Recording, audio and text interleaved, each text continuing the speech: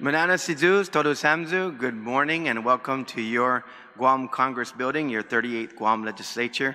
Thank you for being here and thank you for joining us, watching us on the various media outlets.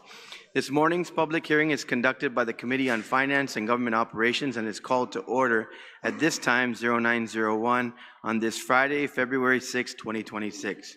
First notice of this public hearing was disseminated to all senators and media outlets on January 30, 2026, with its second notice disseminated on February 3, 2026. These hearing notices were also made available on the Guam Legislature's website, our legislative calendar, and the Government of Guam's public notice portal. The committee will hear testimony on the following bills that are on the agenda.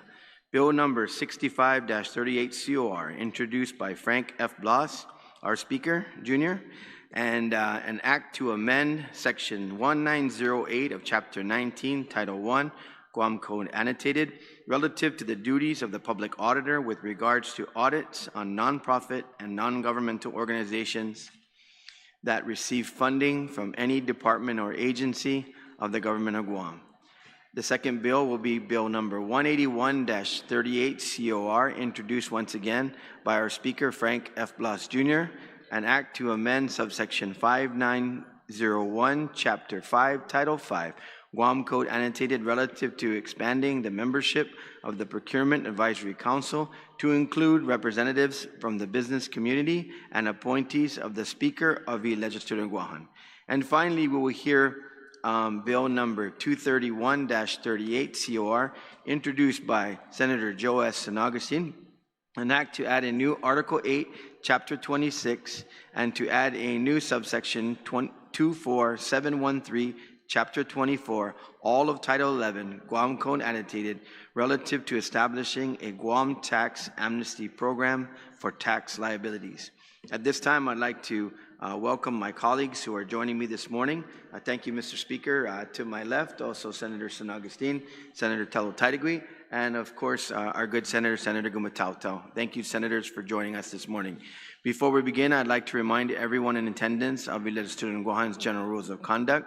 Individuals testifying shall first be recognized by the chairperson before speaking and shall state their full name for record-keeping purposes. Questions and testimony shall be confined to the substance and nature of the bill that's on the agenda.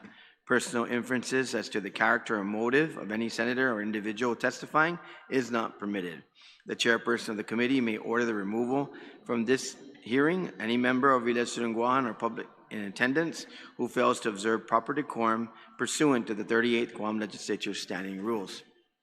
Any violation of this general rule of conduct will result in immediate removal from this public hearing room. With that, we will now proceed to hear testimony on Bill number 65, -38 COR, introduced once again by our Speaker. Mr. Speaker, you're recognized at this time. Thank you very much, Mr. Chair, and thank you to my colleagues for being here this morning. Bill number 65-38 COR, which is an act to amend Section 1908 of Chapter 19, Title 1, Guam Code Annotated, relative to the duties of the public auditor with regard to audits on nonprofit and non-governmental organizations that receive funding from any department or agency of the Government of Guam. Mr. Chair and colleagues, this legislation was introduced after discussions with the public auditor himself while statute already advises that those nonprofit organizations or non-governmental organizations that receive funding from any entity or within the Government of Guam have to prepare their books and their paperwork for an audit. It does not explicitly say that they are subject. They could be subject to an audit. And so what this bill intends to provide is just some clarity in that those organizations, if they receive in excess of, cumulatively in excess of $200,000 or more, that they can be audited by the public auditor to ensure that there's transparency, there's efficiency, there's effectiveness in how the monies are being spent. And so this is what this bill does, is it provides the clarity and provides the direction.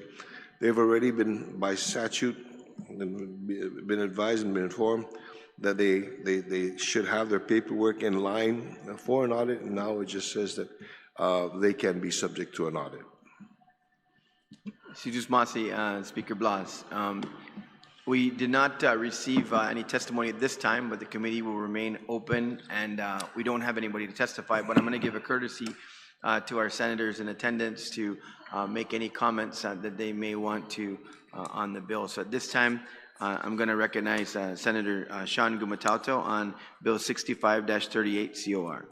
Yes, thank you, Mr. Chair, and thank you to our colleagues that are up here. Just one thing for the markup process, if we can, and either the author or even the committee could get this, just if we can add it into the report. But what portion of the $198.2 million in federal matching grants, which are recognized in the General Appropriations Act of 2026, are used to support nonprofits, and what information is available at this point confirming whether reports describing their activities during the first quarter of FY 2026, which were required not later than January 2026, were submitted to their grantor agencies. And Mr. Chair, finally, since the release of OPA report number 25-01 in January of 2025, which identified that out of the 1,536 nonprofit organizations, 625 were active and approved, and 911 were inactive or revoked as of August 2023. And how many of that 911 have since cleared any pending requirements by DRT and had their business license or authorizations to operate reinstated and remain in good standing as of December 31st, 2025. Thank you, Mr. Chair, for the chance to add that to the record. Thank you, Senator Gumatauto, and certainly the committee will take that up and also work with the author, and the committee will consider your request during the markup hearing. Thank you for your participation, Senator. Senator Joseph Agustin, you recognize at this time. Any comments on Bill 65-38? Thank you, Mr. Chair. The only comment I have is maybe do the author reconsider the amount when he identified in excess of 200,000. And the reason why I bring that up is because any money that the government spends, when they pass this on or give to nonprofit, everything should be audited. You know, there shouldn't be a threshold, because they could actually step in and make it 199,000 por favor, any money. And that's the only thing I'm concerned about, is that, I mean, how many times are they going to slip this by? I just wanted to be cautious. But otherwise, I'm in support of the bill. Thank you, Mr. Chair. Thank you, Senator Agustin, and I'm sure the committee will consider that once again, and we'll go with the author on the markup discussion. Senator Taitigui, you're recognized at this time. Thank you, Mr. Chair, and good morning to my colleagues and those who are listening this morning, TGIF, Biba Betness. Senator San Agustin hit it on the nail, and that was the one thing I wanted to bring up. If you're going to consider anything as a markup in the committee, is to have any amount. I agree, because I think 200,000 at that fixed amount might be too high. I mean, you're missing out on medium-sized grants or low grants, not capturing too many entities, but so I feel that should be changed. But one of the other things I think should be included in there is the bill is to include a reporting requirement. I would suggest to amend the bill to do so, just to be on the safe side, to have that reporting and submit to the legislature as well. Mr. Chair, did we at least get a written testimony from OPA? Not at this time, but okay. I'll work with the author on that. But we certainly have confirmed our emails and our notices. Yeah, because I remember we had this discussion a couple years back on introducing this legislation, and I thank the author for doing so. It's something that that has been needed to be done for years, because we've actually seen some mismanagement of government funds going to nonprofit organizations. And in fact, we've come up with a couple now that actually are I think in a criminal process right now because of it, so on mismanagement. And just ask the author of the legislation to include me as the co-sponsor on this, because he beat me to the punchline on this bill, and So, and I'm on the same floor as the OPA, so we talk about this all the time. So I greatly appreciate this, this legislation, and ask that the reporting requirements also be included into the markup. Thank you. Sijus Masi, Senator Taidagui, and I'll move over now to the main sponsor, our speaker, Frank Blas Jr., to make any remarks on the bill and any closing remarks as well. Mr. Speaker. Well, thank you very much to my colleagues for their recommendations and suggestions, and I will take it into consideration those recommendations. I will tell you that the threshold of the $200,000 was actually through the discussions of the OPA. Okay, and he was talking about that. I'm not adverse to lowering the threshold with regard to that, as well as the reporting requirement. Okay, and so I'll work with the committee on being able to do this so we can put this out post haste. But Mr. Chair, thank you very much for the opportunity to be able to speak, and thank you for bringing this bill up for public hearing. Thank you.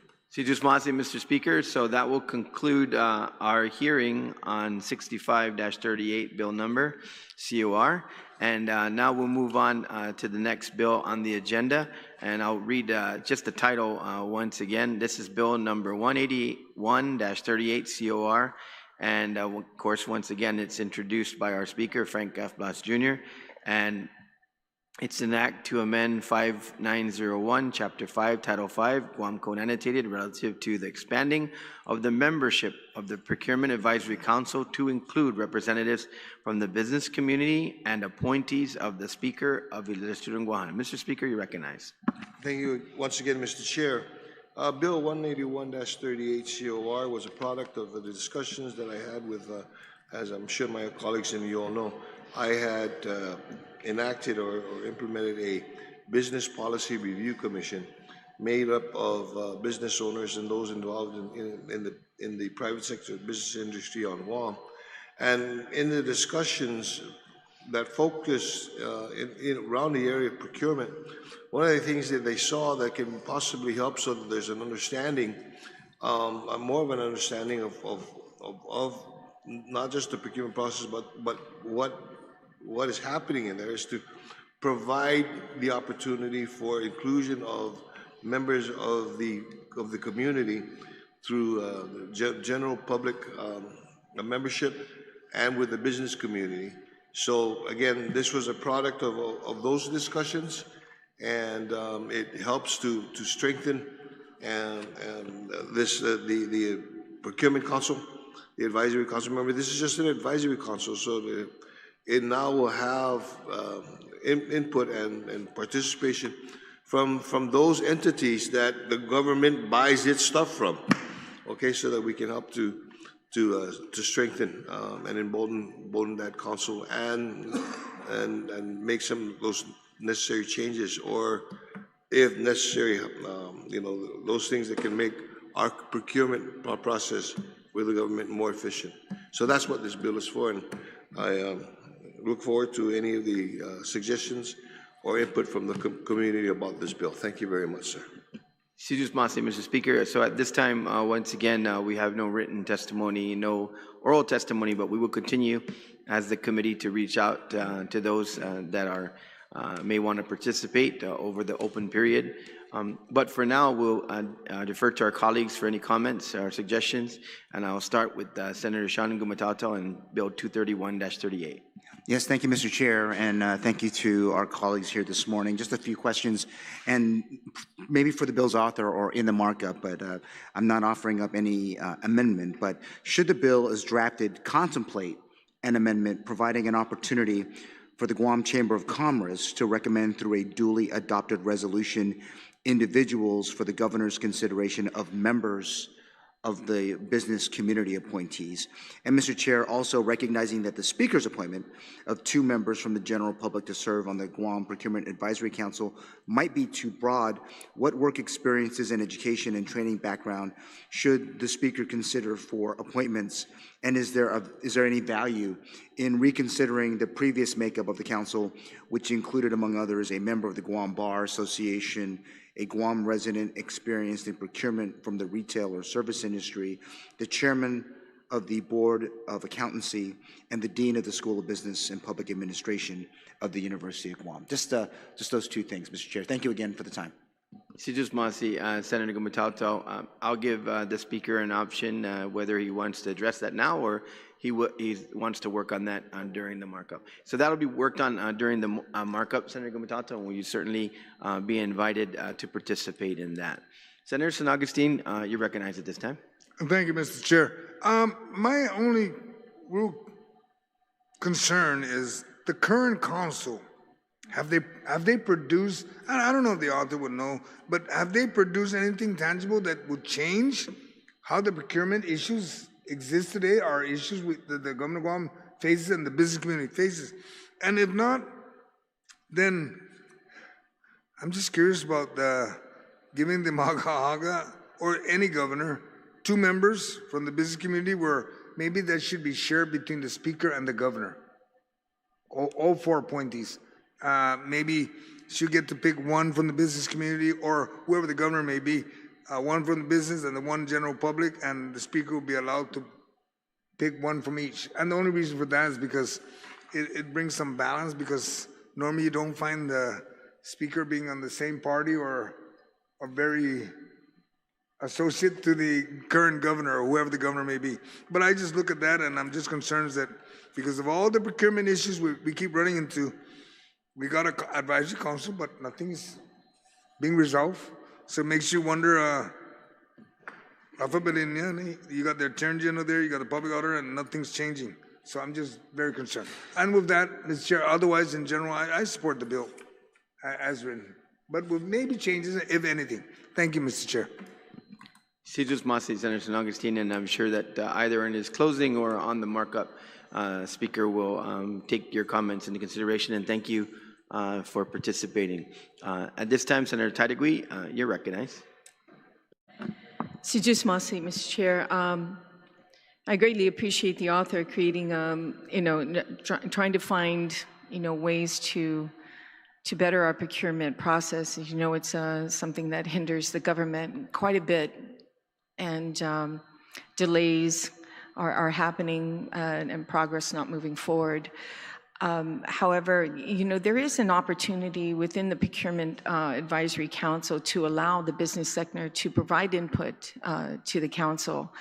I'm concerned too as well about areas in the procurement council where the community involvement on conflicts of interest. There's issues with that, political, issues too, as Senator San Agustin mentioned as well. However, I have been working on legislation to just discuss this, because one of the things about the council is that they hardly ever meet. And it's very difficult to even get people to sit on this council. Many people don't. It's a very contentious one, and people don't want to get involved. But I do plan to show the author of this legislation, a piece of legislation that hopefully can complement each other as we move forward to trying to, fix our government of Guam procurement, which has always been a hindrance. So thank you for the opportunity to provide questions, and I definitely will speak with the author of this bill to see what I can do to assist to make this better. And also, Senator Sabina Paris sends the same sentiment. She's unable to make it today, but just wanted to bring that into fruition. Thank you. Si Diyos Masi, Senator Taidagui, and Mr. Speaker, you can make any comments and close on the bill. Thank you very much, sir. And to basically answer the question of my colleague with regards to has the council been able to produce anything meaningful? Yes. Okay? Yes. All right. I hope that answers the question. And I appreciate the recommendations that was provided. That's the value and the great thing about this, the public hearing and being able to discuss these things. You're right, Senator Gumatauto. I think that's a great idea to be able to make sure that there's some with regards to the appointees, some experience, in that area, so that way we have individuals who subject matter experts, for lack of a better term, to be able to assist this thing. And I look forward to working with Senator Tello and maybe incorporating the bills and anything, because this is something that we can work on to be able to improve this. Once again, Mr. Chair, I want to thank the members of the Guam Business Policy Review Commission that came up with the suggestion and the idea and the reasons as to, or some of the ways that we can be able to help our procurement system within the government of Guam. And a lot of times they feel like decisions are made within a vacuum without any of their input, and see whether or not it can actually work. To go to the concern brought on by the good senator from Jigo about whether or not there's any effectiveness to this, and maybe with now a community partnership in this committee, they can be forced to be able to address some of these things. Lastly, one of the things that we have to be very careful at, and a lot of other times, we got to be recognizant. There's a 1976 basic Attorney General's opinion, and that mirrors a early 1900s Supreme Court opinion, U.S. Supreme Court opinion, about just how much influence a legislature can have in an executive chamber branch committee. So that's why we have to be very careful as far as the balance. While we would like the legislative input, we have to be very careful that the legislature doesn't overtake or overshadow what is supposed to be executive branch function, because then we're crossing the bounds in that area.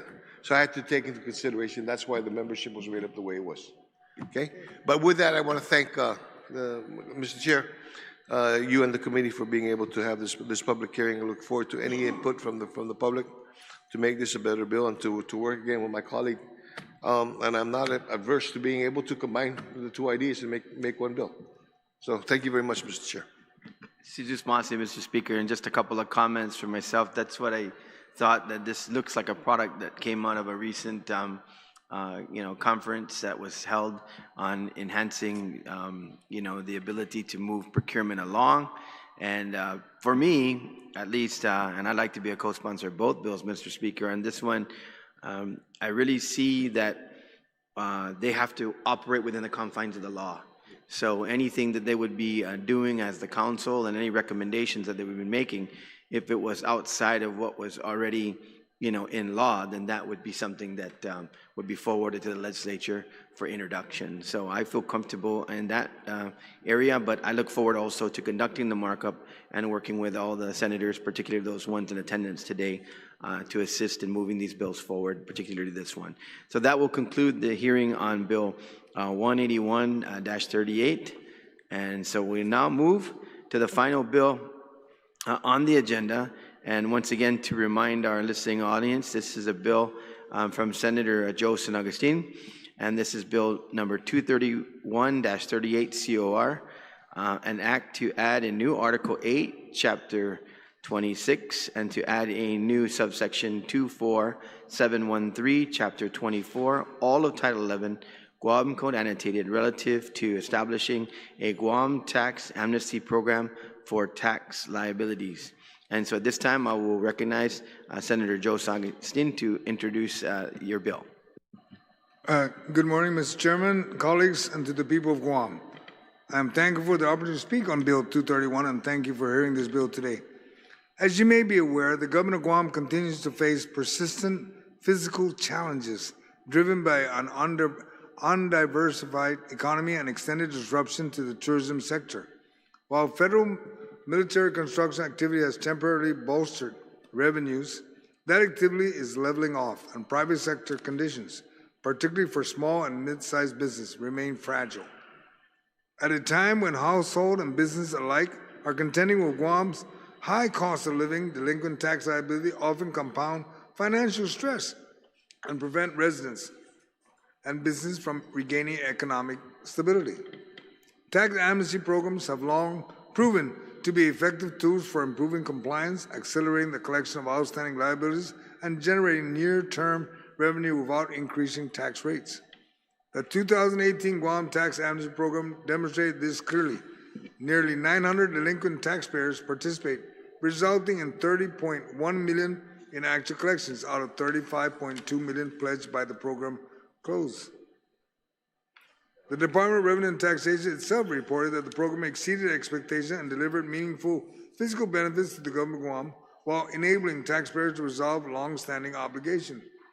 This bill builds on that success by codifying a clear, durable legal framework for the implementation of a future tax amnesty program by moving away from the ad hoc executive or administrative action and toward a legislative authorized process. We ensure predictability, transparency, and responsible oversight. At the same time, the bill grants the Department of Revenue and Taxation the necessary flexibility to determine program timing, eligibility dates, and administrative requirements based on real-time economic conditions. The proposed 2025 Guam Tax Amnesty Program aims to accomplish three major goals. One, increase compliance and collection by waiving penalties and interest for eligible taxpayers who pay their principal liabilities in full or through structured payment plans. The program encourages delinquent taxpayers to come forward and settle their obligations. Two, provide immediate fiscal relief to the government of Guam. With federal pandemic era assistance winding down and no new federal revenue streams on the horizon, this initiative offers a responsible and equitable means of generating general fund revenue without imposing additional burdens on already strained residents and businesses.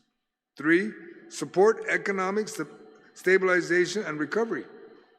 For individuals and businesses struggling to recover from economic downturns, whether caused by tourism shortfall, natural disasters, the COVID-19 pandemic, or global financial instability, temporary relief from penalties and interest can make difference between financial recovery and continued hardship. Mr. Chair, in addition to addressing general tax liability administered under the Title 11, this bill also establishes a targeted real property tax amnesty program. Delinquent real property taxes have historically created financial strains for families and small property owners, especially during prolonged economic downturns, by allowing taxpayers to pay the principal balance while waiving penalties and interest. This component of the bill supports property owners in stabilizing their finances while ensuring the government collects revenue that would otherwise remain outstanding. Importantly, the legislation safeguards the integrity of the Guam territorial income tax system by affirming that any waiver or abatement of penalties related to the CTIT liability must comply with the federal requirements and existing authority under the Merit Code. This ensures both legal harmony and continued federal compliance. The bill represents responsible fiscal policy, one that provides relief to taxpayers, improves compliance, strengthens revenue stability, and positions our island to better weather uncertain economic conditions. It is an equitable, proven, and prudent measure that benefits both the people of Guam and the government that serves them. Mr. Chairman, Mr. Masi, for hearing this bill, and I look forward to receiving testimony from our stakeholders and ultimately getting this on the session agenda so we can deliver this program to the people of Guam. Thank you, Mr. Chair.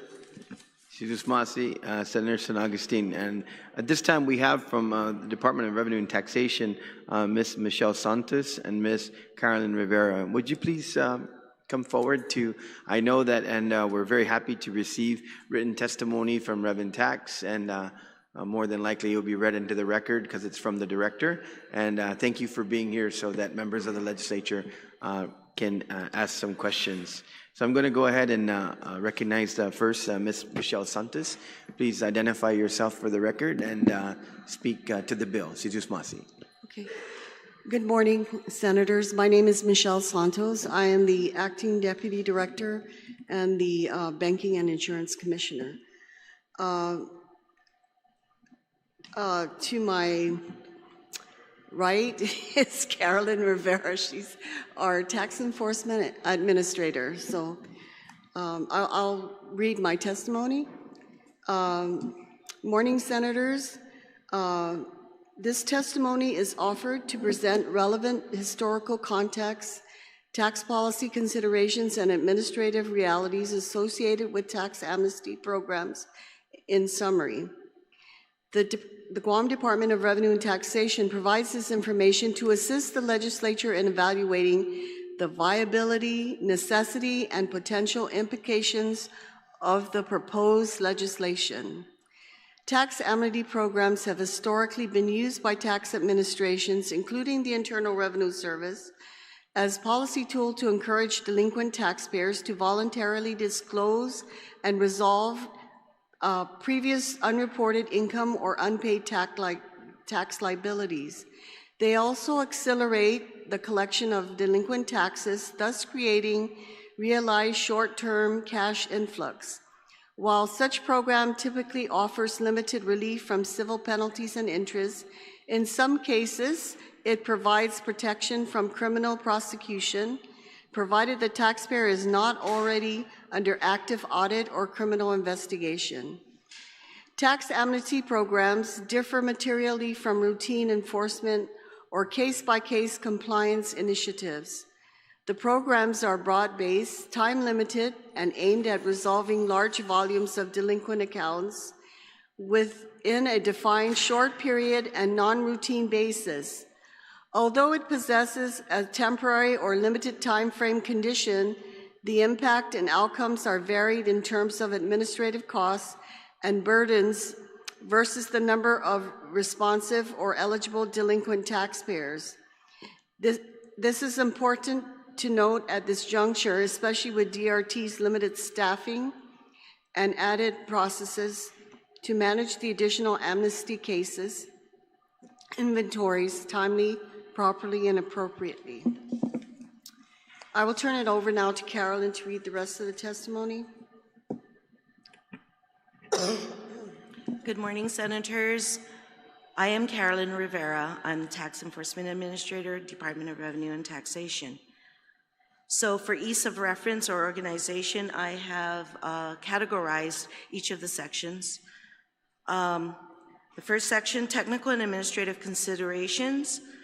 The Guam Department of Revenue and Taxation currently possesses administrative authority to grant individualized case-by-case relief, including penalty waivers, interest abatements, installment agreements, offers in compromise, and targeted compliance initiatives for specific tax types or industries.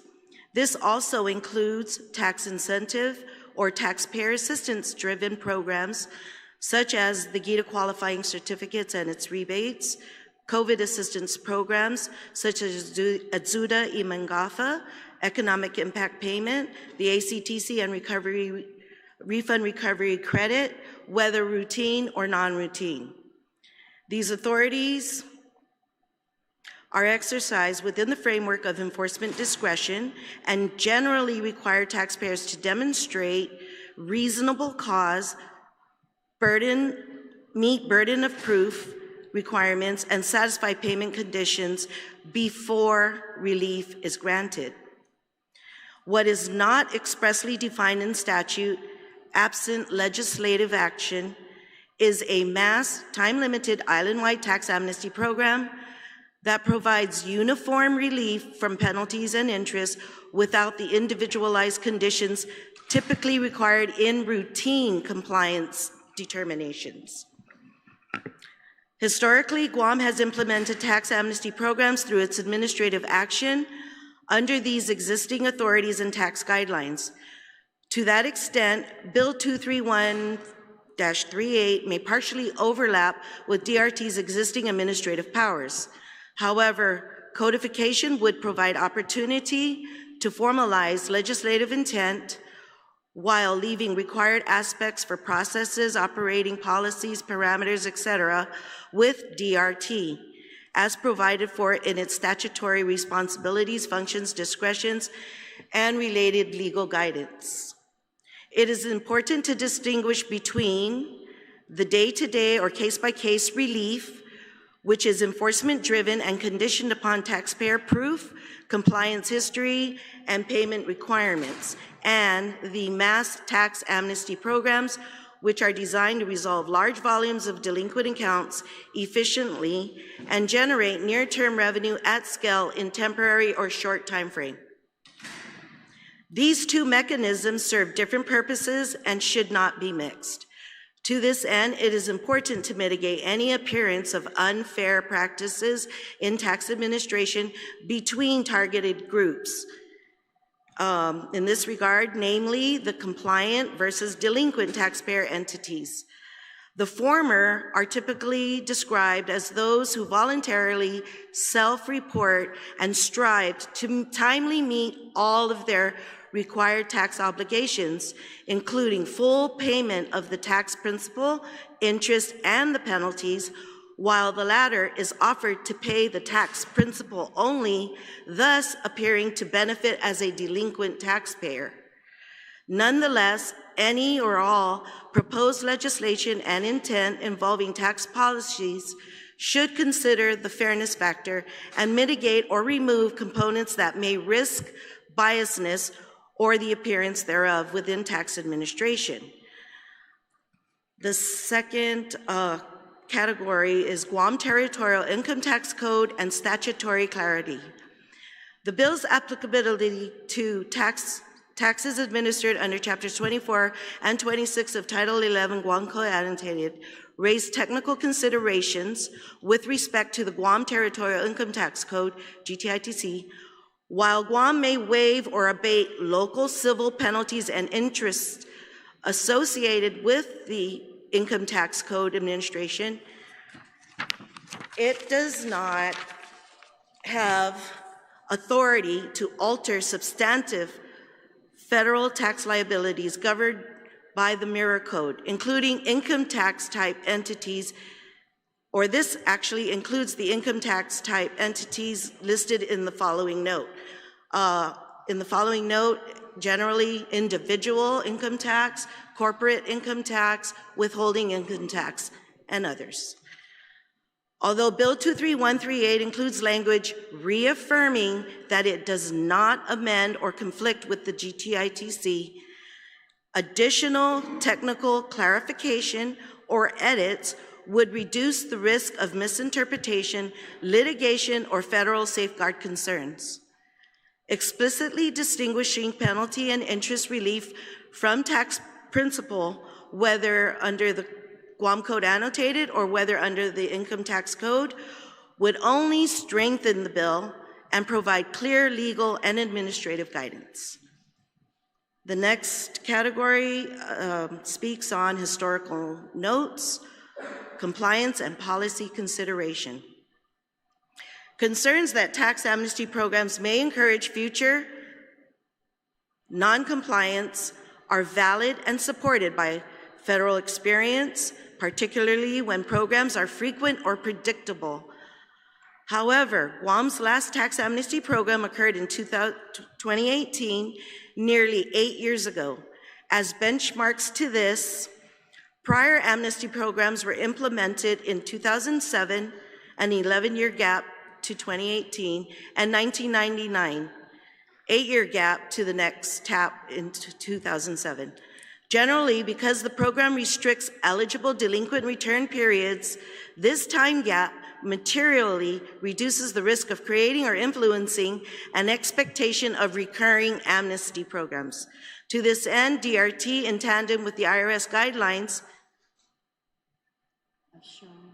have shown that risk to long-term compliance is mitigated through consistent safeguard and implementations, such as clear designation of the program as limited or non-recurring, exclusion of taxpayers under active audit or criminal investigation, full payment of tax principal as a condition of participation, eligible tax period restrictions and specified delineations, condition requirement to remain in compliance of the next 3 to 5 years period following an amnesty program, post-amnesty enforcement and compliance messaging, ineligibility when beneficiary of GITA-related incentive programs. I'll turn over our conclusion to our deputy. Thank you. Thank you. While a tax amnesty program may Please start again. Turn on your microphone. Sorry. Thank you. While a tax amnesty program may improve short-term liquidity and accelerate the resolution of delinquent liabilities, its success depends on careful implementation, clear statutory boundaries, and preservation of long-term compliance norms. Flexibility and administrative discretion should remain with DRT to ensure alignment with existing enforcement and federal requirements. Any legislative authorization of a tax amnesty program should clearly distinguish mass amnesty authority from existing administrative relief processes and include appropriate safeguards to protect compliance integrity. Thank you very much, Senators. Sijus Masi for your testimony, ladies, and please remain for any questions from our representative senators here. Senator Agustin, you want to go first or last? I'll go last. Okay, thank you. Senator Gumatato, you're recognized at this time. Yes, thank you, Mr. Chair, and thank you, Reverend Tax, for being with us this morning. I only have a few questions, so let me just start with this. Albeit coming from, call it years ago, based on OPA report number 13-03 from August of 2013, which found that DRT's real property taxes identified $15.7 million in unrealized, lost, or foregone real property tax revenues, comprised of $14 million from the outdated valuation system, $1.6 million from escape assessments, and $57,000 due to a lack of interface with DPW and the Department of Land Management. From your experience, 'cause I know you've been there a bit, but what steps have been taken by DRT to place a moratorium on senior citizens and home exemptions until reappraisals are updated and consistent, and to increase the eligibility for senior citizens for reduced tax rates from age 55 to age 65? I didn't get the last part of your question. So the last part of the question is, what steps have been taken by DRT to place a moratorium on senior citizens and home exemptions until reappraisals are updated and consistent, and to increase the eligibility for senior citizens for reduced tax rates from age 55 to age 65? To my understanding, Senator, we don't do any moratoriums. I'm not sure we're allowed to do it by law, but senior citizens are offered exemptions on their property taxes, but they have to come in and fill out a form, and then those applications are presented to the Board of Equalization, and they are approved. And then they're fed into the tax roll, and the exemptions are either applied or denied. But most times they are applied. I don't know of many denials. So I don't feel there's a need for a moratorium. That would probably result in some loss of revenue, maybe not much, but that exemption does exist. What people have a problem with is they have to get their applications in by a certain deadline so we can act on it. And they think just because they turn it in that it's automatically given, but it still has to go before the board. That's why we have that deadline. And perhaps maybe that would be something digital, and as we get in, we're in 2026, it would seem logical that doing these things to make it a little bit more convenient Senator, to be able to assist, yes, right? We're working towards modernization and trying to go paperless, but you will find that even with GRT, because you have to do it online, a lot of Manamku come in, they're not able to do it. They don't have computers at home. They don't know how to do it. They're always stuck. So they come in and we help them. We have 3 or 4 computers at the front of our GRT branch, and all of the specialists know to assist the people. Right now, we're doing income tax assistance for I believe it's Manamku and those with special needs. And we have 3 or 4 women that are trained to prepare tax returns, and we get a line every day, and we assist them. We do their tax returns, and we file you know, it. Michelle, I would attest. I think most of our Manamku are fairly creatures of habit. They've been doing it for so long that they really do rely on you all, and I appreciate that you're all able to help them when they need that help, which is good. I just have just a couple more questions, maybe a question and comment. But going back to my next question is, what information is available confirming how the $30.1 million, which was collected through the 2018 tax amnesty program, was in fact used by DRT, and what support and resources, if any, did DRT secure to strengthen tax collections and enforcement programs moving forward? With the 30 million? So in 2018, you were able to generate $30.1 million from the program. Did you put it back into yourself and to strengthen your programs? It goes to the general fund. It goes to the general fund. Unless the legislature appropriates it back to us, we can't spend it. I think as we look at these types of programs, Mr. Chair, I'm hoping that we can try to perhaps reinvest. I mean, it's one thing. I'm okay with that. Perhaps you're okay with it, but then we're also going to be making sure that you guys are actually doing it. So I appreciate it. Only one last thing. It was in the last page of your, the last page of your, on the supplemental, or the considerations. In it, you mentioned although Bill 231-38 includes language reaffirming that it does not amend or conflict with GTITC, additional technical clarification or edits would reduce the risk of misinterpretation, litigation, or federal safeguard concerns. Explicitly distinguishing penalty and interest relief from tax principle would only strengthen the bill and provide clear legal and administrative guidance. Are you saying that this penalty and interest relief is this edit to the bill, or are you offering up some more? Go ahead. Generally, what it is asking is to consider clarifying between the income tax code entities and the GCA entities under 24, 26, chapter 26. So I guess going back then, so. But in the language, I'm sorry, in the language as we were reviewing, for instance, just bear with me, as per UOG, we're referencing UOG's 2018 economic report. The purpose of 2018 tax amnesty was to increase and accelerate the collection of delinquent taxes and to encourage, et cetera, voluntary compliance from all taxpayers.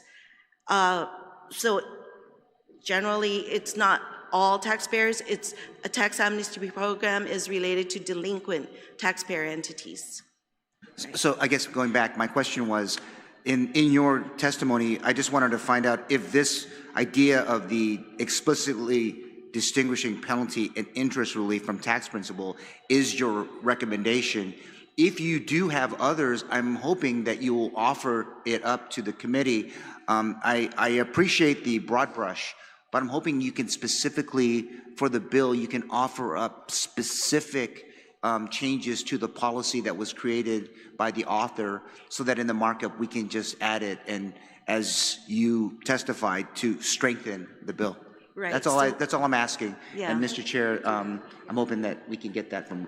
Right, and to delineate between the two codes. Okay, and again, it's important, right? Again, I'm hoping that you'll offer it back to the committee in the markup process. That's all I have, Mr. Thank Chair. you. Thank you so much. Senator Gumataw. And yes, I believe the author has his staff here, and we'll take that as your notation and consideration, and make sure we clarify what's requested here, and send the proposed amendment to Rev and Tax for their eyes on the markup portion. Thank you, Senator Gumataw. Mr. Speaker, Speaker Blas. Thank you very much, Mr. Chair, and thank you, ma'am. Thank you both for your testimony today. is it safe for me to assume, based on your testimony, there's not necessarily an opposition to the bill, as opposed to possibly using this as a vehicle to be able to clarify? As you had stated, you already have an administrative process that this bill seems to, again, codify or address. But are these assumptions wrong, or? No, Senator. Okay. It's an attempt to codify the amnesty process, and either way, it still rests in Revenue and Taxes' hands, right? So whatever this body decides, we'll abide by. Of course, with us, it's status quo is okay too, but just trying to understand, where you're coming from, but it makes no difference. And I can say that because, I don't know if Carolyn's going to agree with me, but I can say that because in what I'm understanding, Revenue and Tax will still have to implement it. Right. Yeah. Right. So is there a means, I see this as possibly an excellent opportunity to be able to take what your processes are today and use this as a vehicle to help fix or to make improvements or to enhance it, because it's still under your authority. I mean, we give you the authority to be able to do this, authority that you already seemingly have, but are there processes that currently exist that may require or may need any amendments, changes, enhancements to it that can be incorporated into the bill? I participated in the 2018 as a taxpayer for my family's estate, right? And for me, it went very smoothly because I did everything they asked. I had a good revenue officer, and she told me what I needed to do, and I provided everything. When I came in as deputy, we had a lot of leftovers. And when you looked into the file, the taxpayers were missing things, so they couldn't act on their requests for amnesty. And it was like sloppy work on the part of the taxpayer. They didn't complete what was requested. So that's why a lot of people weren't given the advantage of taking advantage of that because they didn't comply. But for the most part, yes, I agree that we could fine-tune it, but for the most part, it works. It works if you're a taxpayer like me that provides everything. Right. So that's what I would say on that. I don't know if Carolyn wanted to add anything else.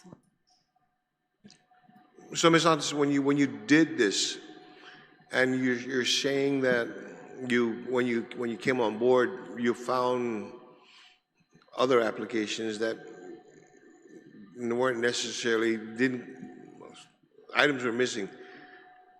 Is there a checklist that yes, there in the front of every file was a checklist. But is that provided to the applicant? Yes. Okay. What about technical assistance for them in being able to, let's take it, some individuals who may want to take advantage of the programs may not have the fiscal. They could have gone to a tax preparer, but depending on your revenue officer, every revenue officer is different. As a director, I can't control each one of them, but I don't know. I find collection one of the best branches we have. They're still one of the largest, and they have a good supervisor. And with every case, that's also the most scariest branch you have to go. I'm sorry? That's also the most scariest branch you have to confront. That's true, because they have a lot of power. They have a lot of power. They can take your paycheck. They have a lot of power. So, every revenue officer is different. So we can't answer to that. one will be very good, one will be half as good, maybe one is tired and doesn't give the right information. There's a lot of reasons, and I feel for them. Their job is hard. Yeah. Collecting is hard. And it's not a pleasant job because you get resistance the minute the person sits down, you know, like audit, you know. Yeah, so I'm just trying to find a way. Again, like you said, I mean, I'm listening to your testimony, still reading the bill, listening to your testimony. I'm like, what are we doing? Are we going to codify this? Is this necessary? Can this be utilized to be able to improve the process? And so I'm just trying to find a medium so that we you know, it's a win-win-win all the way around. I appreciate it. That's why I was listening very intently, you know, to your presentation. I didn't want to read. I wanted to listen and see the inflection and everything and the body language. And so I appreciate that, because then it gives us, you know, some ideas as to how we can help to, you know, at the end of the day, you're going to have to do this. And what are those tools would you need to be able to continue to do this and provide it? So I'll continue to work with this and listen. Thank you very much. Thank you very much, Mr. Chair. Excuse me, Mr. Speaker. And now to the bill's author, Senator San Agustin, to any questions and also closing on the bill. Thank you, Mr. Chair. Thank you to the two ladies. Just for my colleagues, when I was hired in 1984, I was hired when the current Ms. Michelle Santos was the deputy director for revenue and tax, way back. And when I got back into revenue and tax, I was working for, no, I'm not brown nosing, I don't need a brown nose. I used to work for her with Dave Santos Defunto, and Carolyn was my supervisor and when you say the scariest branch is collection, no, it's the criminal investigation branch. Because once you get in there, you don't have no way out. You're pretty much done. Collection, they can maneuver and manage you. But you know, on this bill, and you're right, ladies, thank you for coming. It's going to be the department. And I'm happy you revealed that you don't receive any money. And maybe we can, my staff's going to communicate with you, and let's make the amendment on the bill so we make it work for revenue and tax. Because we need to find a way is the agency that collects, I don't know what percentage, but it's very close to everything in GovGuam, doesn't get any backing. You don't get any extra money for doing extra work, just the demand that you do it. And that's something I can work with the chairman and my colleagues, that we figure out a way that in this bill and anything future, when we start tapping you folks, start adding a cost. Because, I mean, what beauty would be when the speaker asks, is there a checklist? Yeah, there could be a checklist. Sure, we'll give it to the revenue agent. Yeah, sure. But after a while, that revenue agent's like, I still got a bunch of clients I still need to find. You want an amnesty? Pay your bill. But then there's folks that they just get drowned, they just get missed. But if they qualify, then give them an opportunity. Sure, there are certain laws that governs the department that allows you certain, flexibility. But I believe this bill can give you the flexibility you truly need, because it's codified.